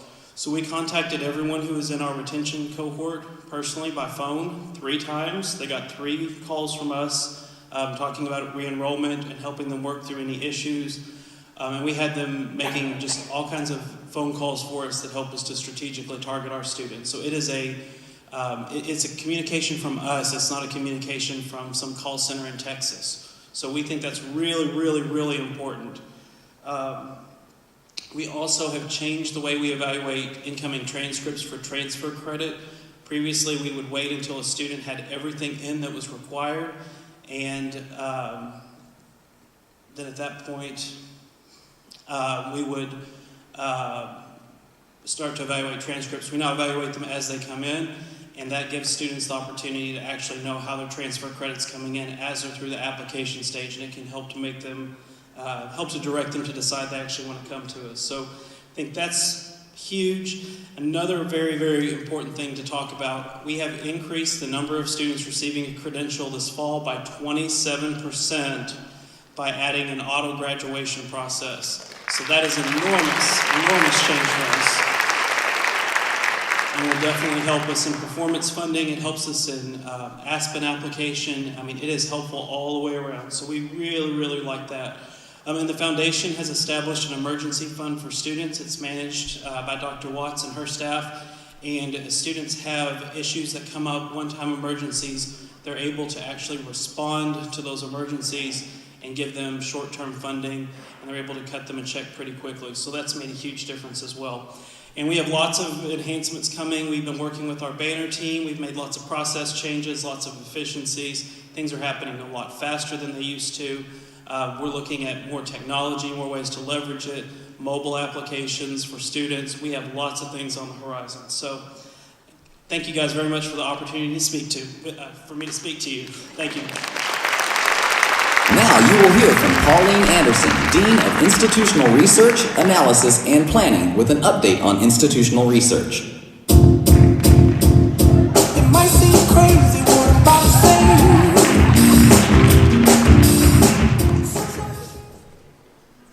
Good afternoon. The last time we met in this kind of setting, I shared information with you on performance funding.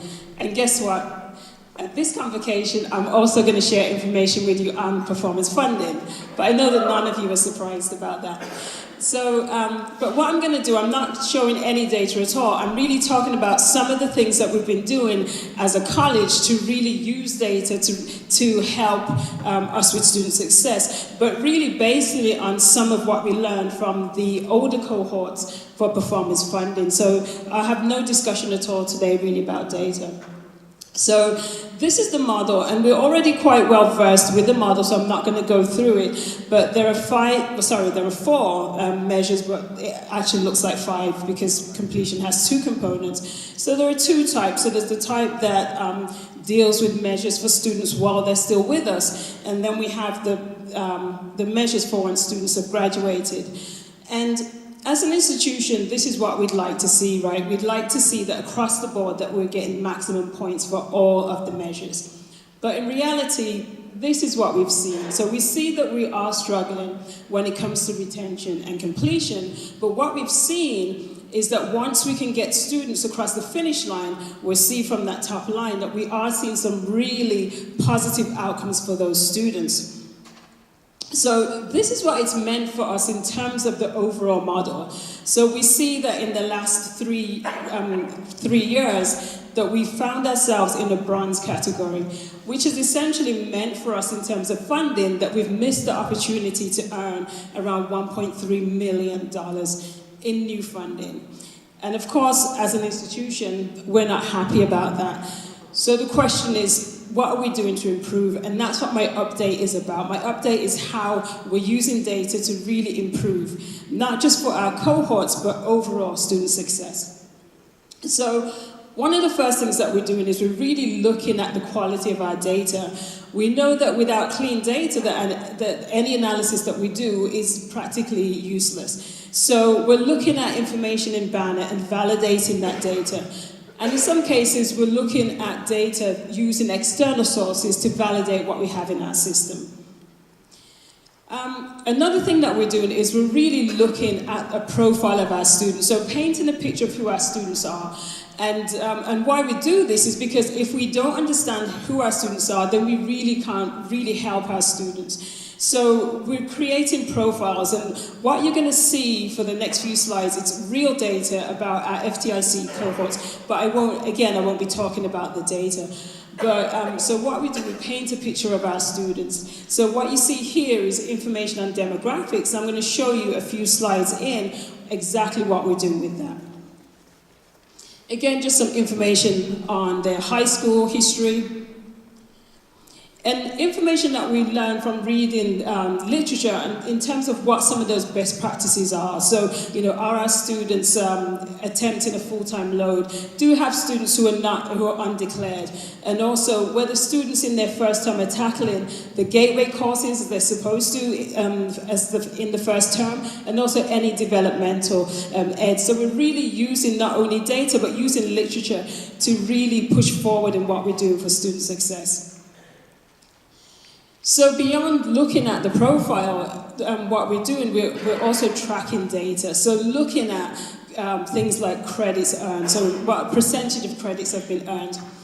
And also keeping an eye on GPA. And the data that you see here, it's all summary data, but the information is also available on student level. So, that information can go to teaching and learning, and also to student success, to do some of the things that the Chancellor was talking about in terms of that professional nagging. So we can do that because now we have the data to be able to contact those students.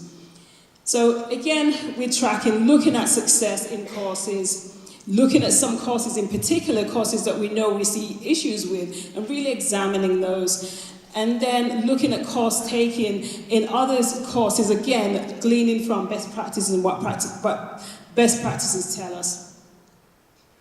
And then, again, just tracking in general. So beginning when registration opened for spring, just tracking for our cohorts to see if our cohorts have been re-enrolling. And that information, again, was used by student success so that they could have those three contacts that Dr. Slayton talked about. And again, just making sure, again, that our students, the number of credits that our students are enrolled in subsequent terms. So as an institution, we are committed to equity. So this goes back to that first slide when I looked at demographics. So this is what we're using the data for.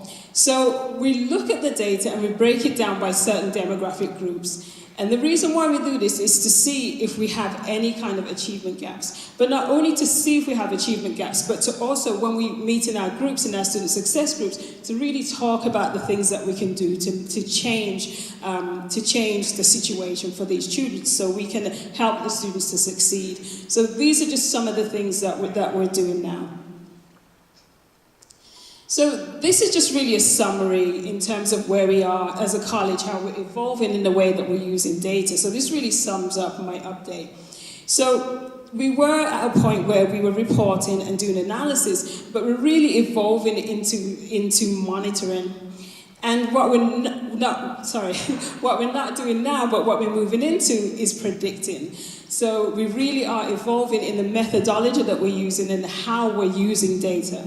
So in essence, what we're doing, we're moving from a model where we look at hindsight and, looking at things in hindsight, really there's no action that we can take, and moving into foresight where we can actually take action.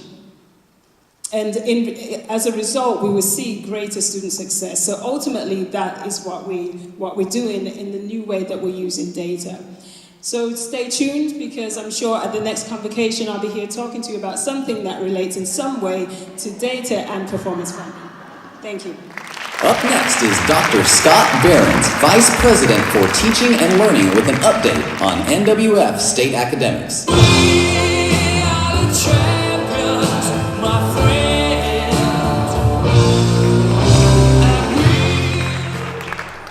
All right, how are you doing? Well, we're about to have some fun. Before I get into this, I want to share something that's coming up in terms of leading right from Pauline's presentation. We are about to do something that is absolutely going to change academic success. The first things I've been learning in my first couple of weeks on the job is we too often have students who are taking classes that they probably shouldn't be taking their first semester. And we need to drive that. And so Dean Southard, where are you? Dean Southard has just given me a slate of classes. We already have, is it humanities, I believe that we were talking about? A humanities slate of classes, and we're going to get that going as early as this fall, so that when our students come in, they're taking the specific classes that we want them to take and we know that they will achieve. This is going to drive up the first semester rates of success. And the reason it's going to do it is real simple, because we're controlling them and we're picking the classes that are going to help them to succeed in college and in your classes. So this is a lot of fun. Also, we're going to start a process. I just finally got some statistical programs, and Pauline has given me data on every single one of our students. And we're going to create what is called a predicted GPA, so that before they ever step foot in your classroom, every single student, we will know whether they are at risk or not, and have factors to determine that and get them the help they need and get them into the Academic Success Center before they ever even step foot in your class. You're going to start seeing a lot of data like this on academic success and programs and other things. Chancellor Pumariega has already left, I believe, but I want to throw a big thank you to her. At lunch today, I was so happy to hear her talk about our role as a state college in the community. And if you recall, it hasn't been too long before state colleges in Florida lost that community college designation. I'm going to tell you, it really defined part of who we were. Even though the word community is no longer a part of our name, it is very much who we are. The word community defines that we as a college are a community that serves the people and businesses of the community.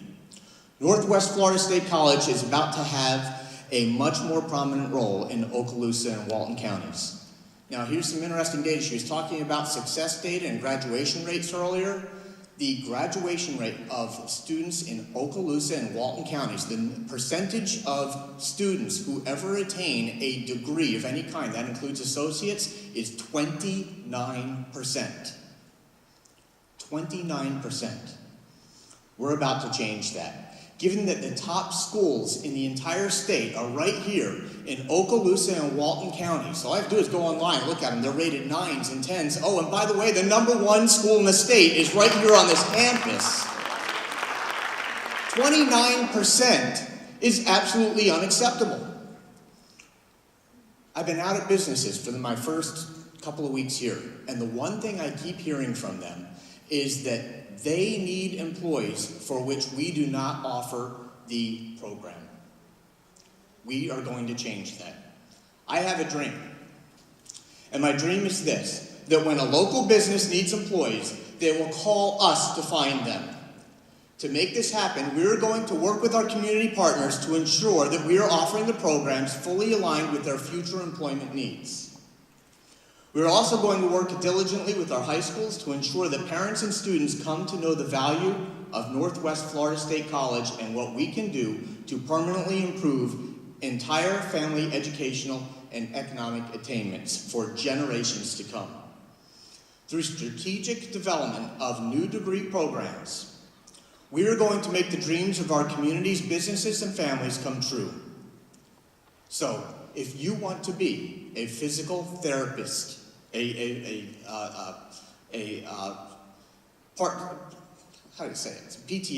physical therapy assistant, you will come.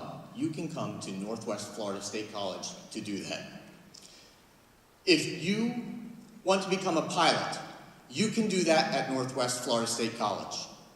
If you want to be a lab tech in a hospital, you can do that at Northwest Florida State College. If you want to work in heating and air conditioning, you can do that at Northwest Florida State College. If you want to do phlebotomy, you can do that at Northwest Florida State College. I just added that today at lunch because I was sitting with the CEO of Fort Walton College. Is he still here? Is Mitch here? All right. And he told me, Scott, I can't find people in phlebotomy, and you don't offer the program. I said, what can we do about that? What can we do to partner? He said, I'm going to help you, and I'm going to help you create that program. And he's going to back us up on that. So we're going to do that, and if you want to succeed and you want to improve your life, you will come to Northwest Florida State College. We are going to grow programs a lot in the next 4 years, so get ready for a wild ride. At this time, please welcome Randy White, Vice President of Administration, to the stage for an update on the college's financial affairs and operations.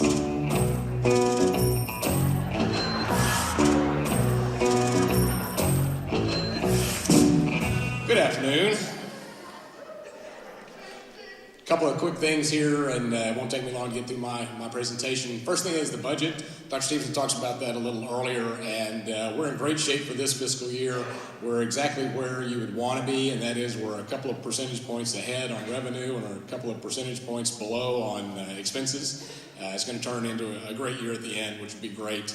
Our bank account balance, our fund balance is really in good shape. Overall, we're kind of ideally situated. We always want more money, and the only way to get that at the moment is through enrollment, and for this semester we actually have that too, so it's excellent. We're going to start the planning for the FY 18-19 budget here very shortly.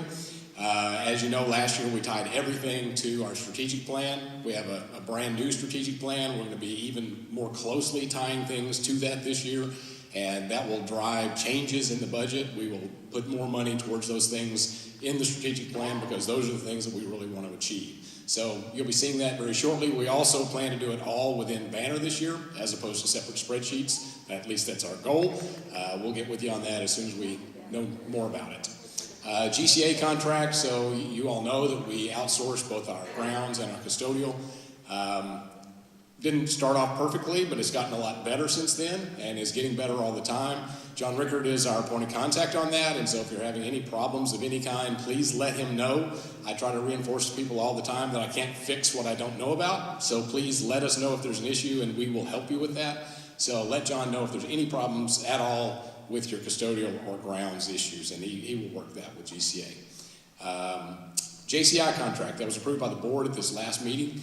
That contract is, it's a total of about $25.5 million that we are starting on an 18-month process to achieve. You're going to see a lot of work on this campus very, very quickly. A lot of changes, a lot of holes being dug, a lot of roofs being replaced, a lot of lighting being redone. It's really going to be hopping. We're going to have over $30 million worth of work going on all at the same time between all of our different projects. That's not happened here in a long, long, long time. So I think you're going to really see it busy. If you have complaints, send them to me, but you really can't complain too much about progress, and that's what it really is. It's all about progress. Okay, finally, SSC and Building 310 renovation, which we got funded. 310 was funded in the last legislative session. The SSC we took out of our own balance to renovate. That work has already begun. As you all know, you've been moved down to the first floor of the SSC. We've already moved everybody out of 310. That is a project that should go from now through about September, and I think it's going to look fantastic whenever it's finished, and you're going to be very pleased with it. Building 310 is going to completely change and look different. It's going to have a second story on it. It's going to be glass and steel. It's really going to look nice. I think you'll be impressed. Also, last thing I have is we have, next month, we will open bids for the signs at the front of the campus. As Dr. Stevenson said, they're massive. They're huge, huge signs. They're 10 feet deep, 30 feet long, very tall. Going to have electronics on both sides. Going to be at the anchor points out on College Boulevard for our property. And the long-term goal is once we get those built, we're going to build a fence across the front to connect it all. It's going to look really, really nice. But we have to wait until we have money to do the fence, so we'll be planning for that in the future. But those signs will go up very shortly once we open the bids. They'll start on that work. So thank you all. Appreciate it. And on to Christy. From Christy Kedrowski, Vice President of College Advancement, with a report on strategic communications and the college's foundation.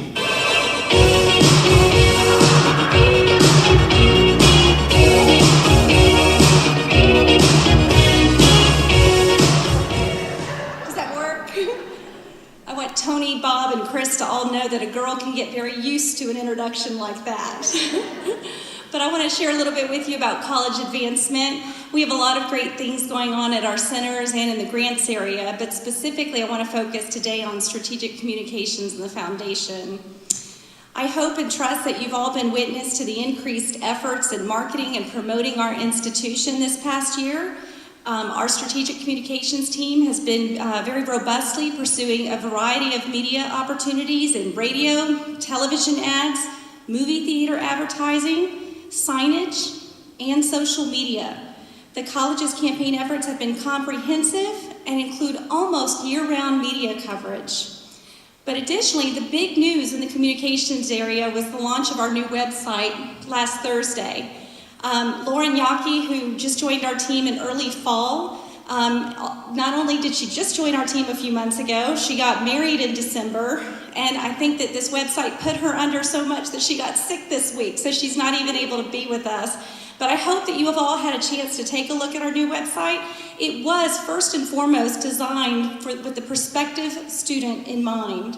It is modern, it's engaging, and it's dynamic, which means it adapts not only to your widescreen monitor, but also is dynamic with respect to your mobile phone as well. We intentionally placed information for our current students, currently matriculating students, as well as for our faculty and staff in the LMS or behind the portal. We know there's still work to be done there, and we appreciate everyone's patience as we continue to work through those final tweaks. But the response from our students and from our community has been outstanding. It was a huge undertaking, and I hope that you'll help me in thanking not only Lauren, but the entire strategic communications team who has put a lot of time and effort into that project.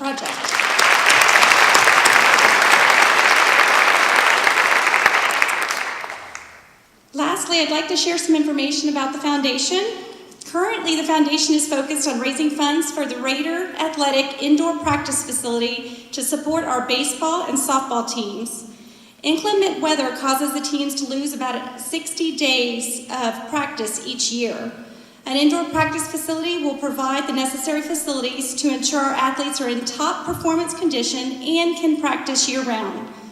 The total cost of this facility is about just shy of $500,000. In less than 2 months, we've been able to raise $250,000 in gifts and pledges due to our generous supporters. The college has agreed to pitch in $100,000 if we can bring in the remaining $130,000. So your advocacy for this project and for our nationally ranked baseball and softball teams is appreciated. A little bit more about the foundation. I want you all to know and just be knowledgeable about the fact that the foundation has provided $1.3 million in academic and program support to the college this fiscal year alone. The foundation's goal is to increase our gifts and contribution by 5% over last year, and at 55% of the way through the year, we're already at 66% successful in reaching this goal. So I extend our thanks not only to our foundation board and to our generous donors, but also to our outstanding staff and the steadfast supporters of this institution. Thank you. To round out our college updates, please help me in welcoming Jack Capra, Executive Officer for Government Relations and Strategy, to the stage for an update on legislative affairs.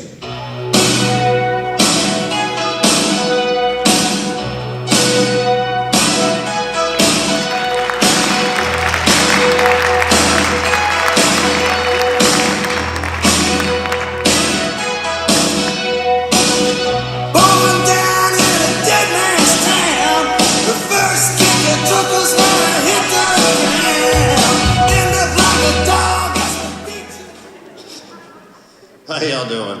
How lucky for you. I'm the last one to speak, and it's the lawyer, so let me cue up my 40 slides here. But I brought animal tricks, so that's I think that's how that works, yeah. All right, so I'm just going to give you, it will be very brief, but thank you all for your attention. We started out last year in a very good position for, whether you know it or not, thanks to Dr. Stevenson with the help of the Chancellor, we got a fixed $5.6 million from the legislature for some capital projects. So, and that was the first time that had happened in 9 years. So it was kind of a big deal. So we've gone to the legislature and we're asking for some other projects, and specifically, as the Chancellor mentioned, we're trying to ask for funding for a Veterans Success Center, just consolidate a bunch of veterans programs and give them a space of their own for their families, for their dependents. A lot of components in that. But interestingly, one of the components of it is asking for funding from the Canines for Warriors program, which is actually where Rocco came from. They're a nationwide nonprofit, one of the fastest growing service dog trainers and providers. So I think that would be a good deal. It would be a very unique for us. There's a lot of veterans here. Thank you.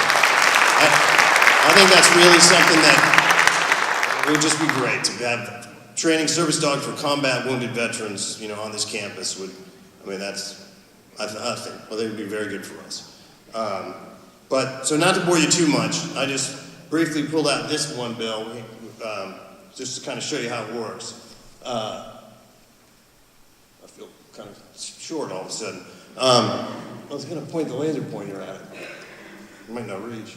Anyway, there it is. All right. So we were tracking this one bill that I'm just going to tell you about, which is active duty military get tuition assistance for, and up until about 2014, it really covered everything. At that point, DOD changed their regulations so it didn't cover certain fees, and those fees are broken out under Florida law specifically, and our own Senator, or our own Senator Gaynor and our own House Representative Ponder have sponsored those bills, 460 and 75 respectively, to waive those fees. Now, we have the most active duty military people in any Florida campus or any Florida state college, so it's a big deal for us. This is a good bill for us, and it got some traction last year, but so far it passed committee. It's going to full appropriations in the House because it passed education, and it's going to education. It's going to the Senate Appropriations, and it's headed for the House floor for on that side. So anyway, so it's moving. It's going very well. So this is a good bill for us. A very good bill for us. And that's all I got. Now here's the trick, right?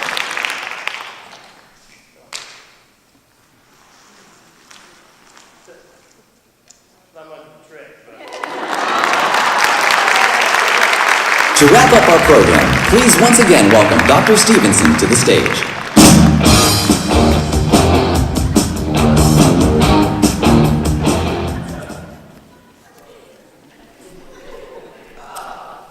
All right. I hope you've had a good afternoon. I hope it's been meaningful, and you've learned something. We're really working hard as a leadership team to advance this institution, and I appreciate all of you that are contributing everything you do on a day-to-day basis. Really, that's from my heart to you. I want to invite you, and this is going to come on, we call whatever that is, the voice of somebody up there that keeps playing, is going to invite you to reception. And it's really not a reception, we just have a good time. We did it in the fall, And we're meeting at Ernie's Dockside from 5 to 7. And I'm providing jambalaya, chicken kebabs, shrimp kebabs, and chicken tenders. And then we have, is it a cash bar? A cash bar there. And I invite you to come join Judy and I. Would love to see you. We had a great time last time, so let it roll. Thank you for attending our 2018 Spring Convocation event, and we hope to see you at the After Hours Social at Dockside.